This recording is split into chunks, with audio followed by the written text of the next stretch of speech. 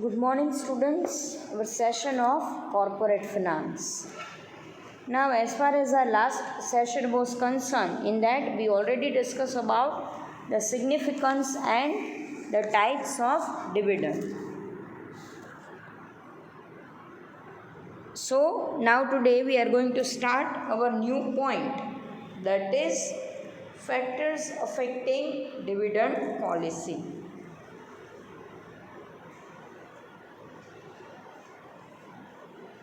Yes, there are many factors,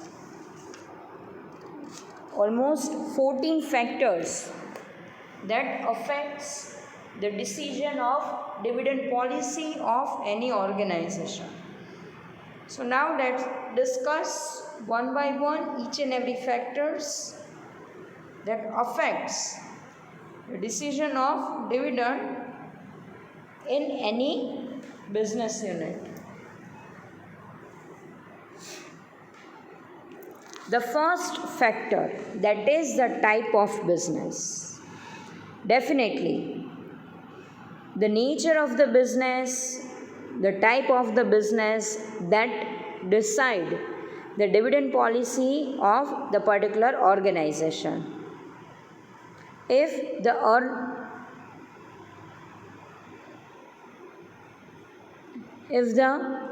business, if the product of the particular organization's demand is stable in the market, they are producing the regular product and they are going to serve on the regular basis.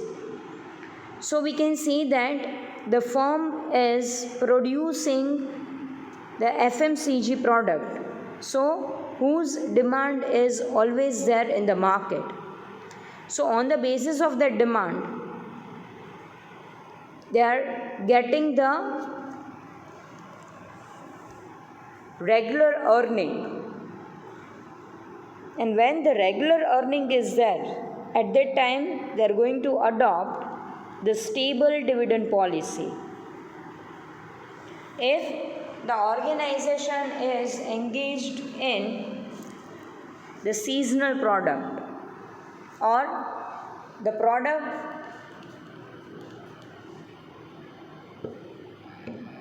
of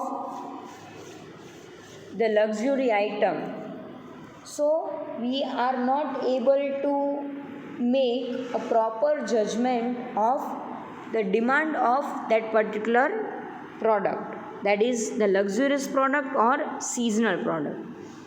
So in that case, the earning of organization is irregular, so they are not able to adopt the stable dividend policy. So basically, the adoption of dividend policy is totally depends upon the types of business in which the organization is engaged.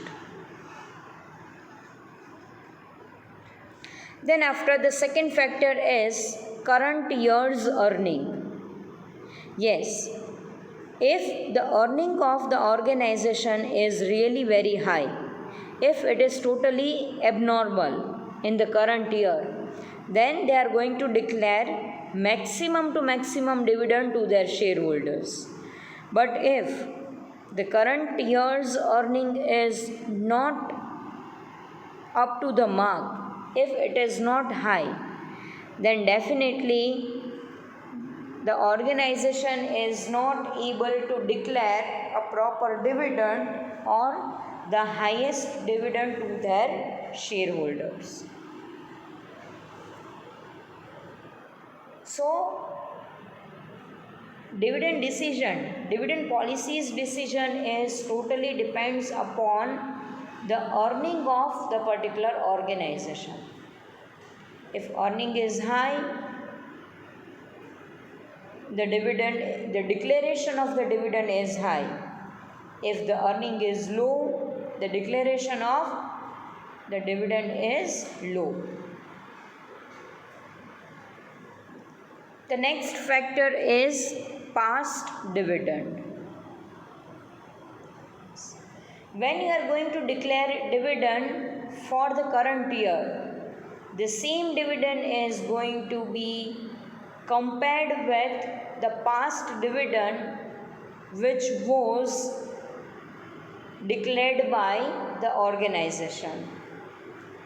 If in the past you declared the maximum dividend and in the current if you are declaring the minimum to minimum dividend, so both dividend are compared by the shareholders. They always expect that organization must declare maximum to maximum dividend in each and every year, whatever the situation will be. But it is not possible for the organization. So, when the earning of the organization is really very high, so it is not advisable for them to declare maximum dividend, because if in the near future if we are not able to declare maximum dividend, then definitely our shareholders will not satisfied with our dividend policy. So it is advisable for the organization, that is to declare a routine dividend to their shareholders.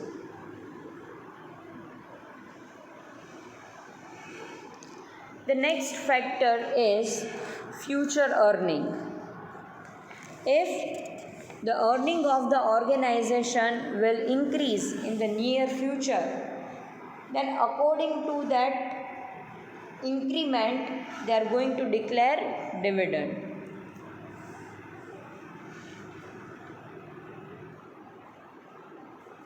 If company comes to know that in a near future the demand for their product will be at the maximum level, so in the current level they are declaring minimum dividend, and in the near future they are providing maximum dividend to their shareholders. So it is totally depends upon the future earning of the company. If the future is bright, then the company is not declaring the maximum dividend right now, because the future is totally uncertain. If the future is not working as per our expectation, then it is really difficult for the organization, that is to cope up with this uncertainty.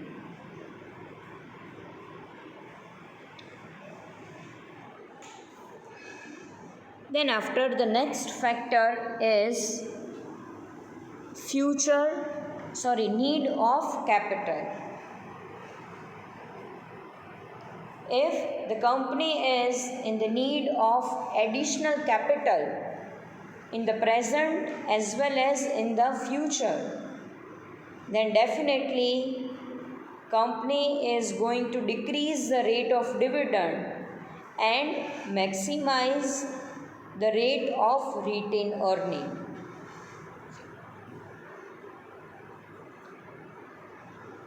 If the need of capital is not there, then definitely company will increase the rate of return. They will increase the rate of dividend to their shareholders. But that is totally depends upon the actual need of capital in the organization.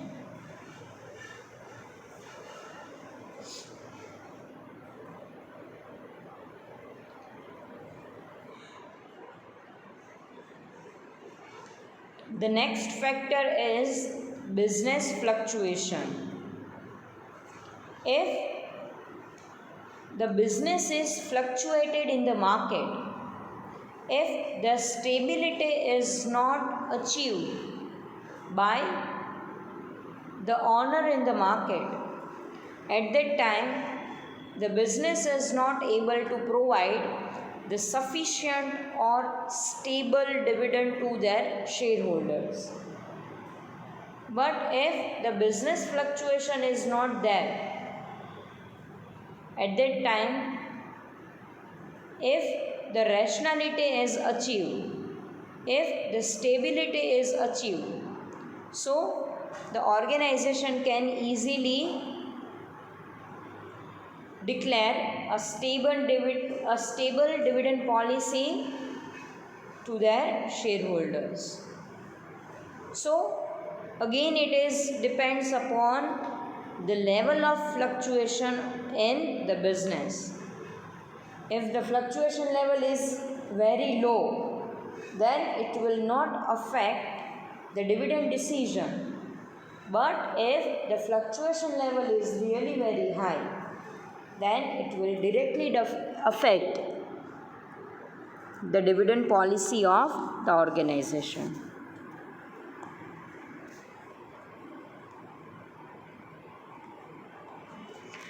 The next factor is reserves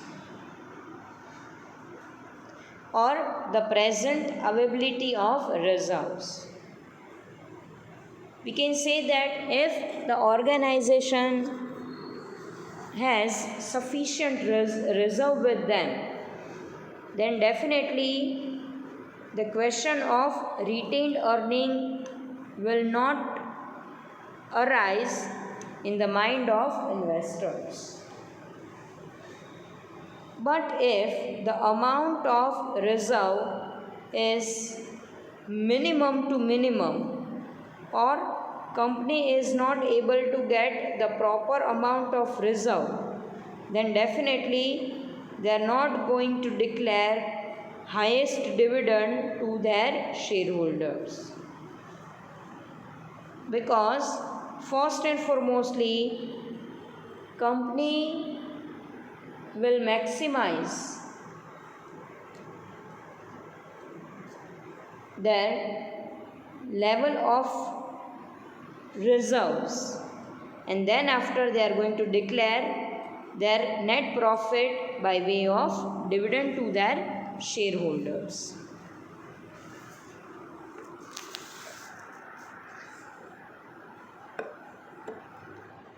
The next one, that is distribution of shareholding.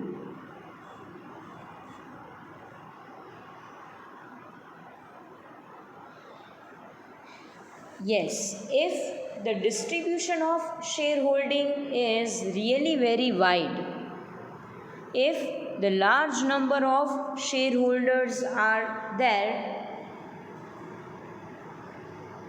in the business, then definitely it is really very difficult for the board of director to take the decision about the dividend policy.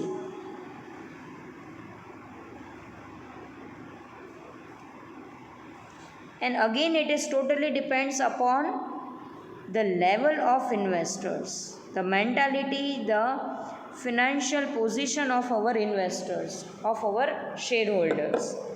If the shareholders are from the middle class group, then they are expecting maximum dividend from the organization.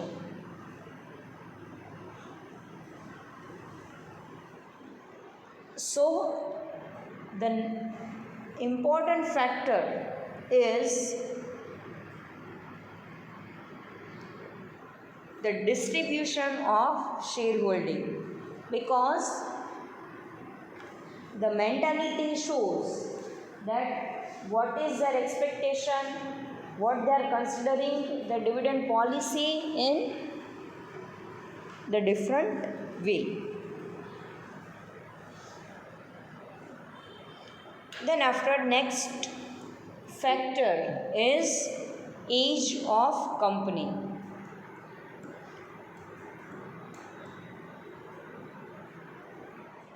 If the company is there in the market for the longest period of time, or if we can say that if the company is old, then they are able to declare the maximum dividend, the stable dividend to their shareholders. But if the company is new, the company is not able to define their financial position in the market in the short period of time, then it is really difficult for the organization, that is to declare a maximum dividend to their shareholders, because right now the experience of the organization is really minimum to minimum. The stability of the earning is not achieved.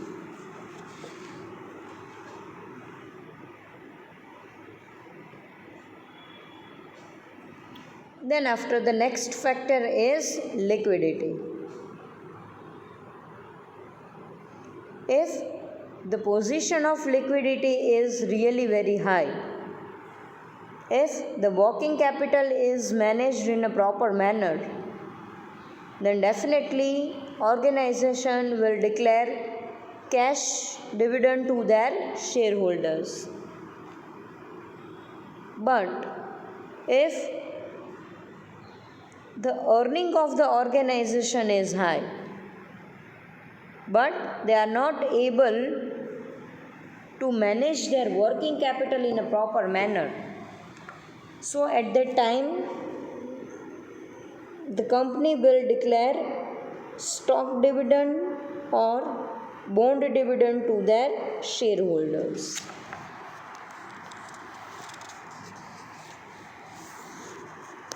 The next one is about the government policy. If the government change, then definitely their policy will change. So, when there is a change in the government policy, when there is a change in the fiscal policy of the government, now on the basis of that change in the fiscal policy, the tax rate will also change. So, if the percentage of tax rate is maximum to maximum, then definitely the rate of dividend will be minimum to minimum.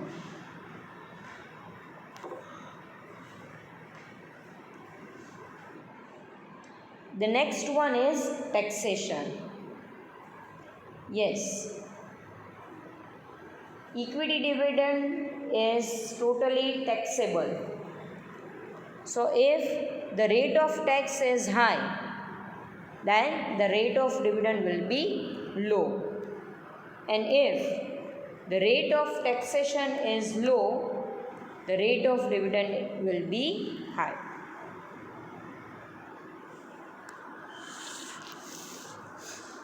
The next factor is legal restriction. Yes, if in the Companies Act, if the restrictions are levied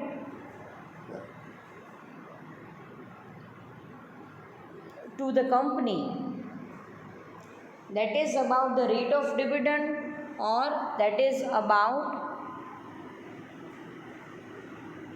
the distribution of dividend, then company is not in position to declare the dividend. So, if the legal restrictions are very high, then there are less chances of declaring the dividend.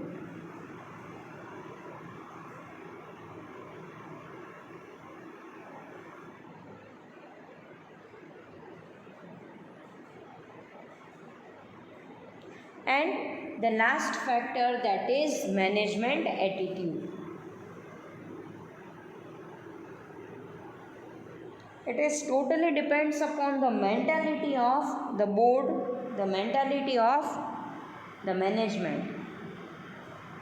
If they personally believe that declaration of dividend must be there and a proper dividend must be declared by the company, then definitely in any situation, company will satisfy the basic need of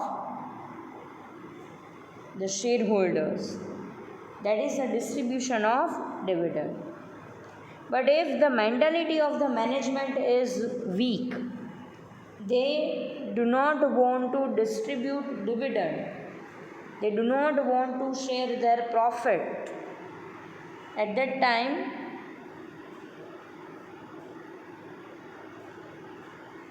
the passive dividend policy is going to be selected.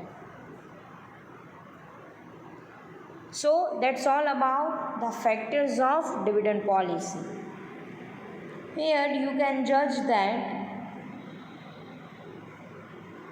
how a single policy is affected by various factors. So dividend decision is really very crucial task for the organization. It is not like that we are earning maximum and just we are distributing amongst our shareholders, or if we are earning less and we are not declaring our dividend. There are many factors who directly or indirectly affects the decision of our dividend policy. So that's about the factors of dividend policy.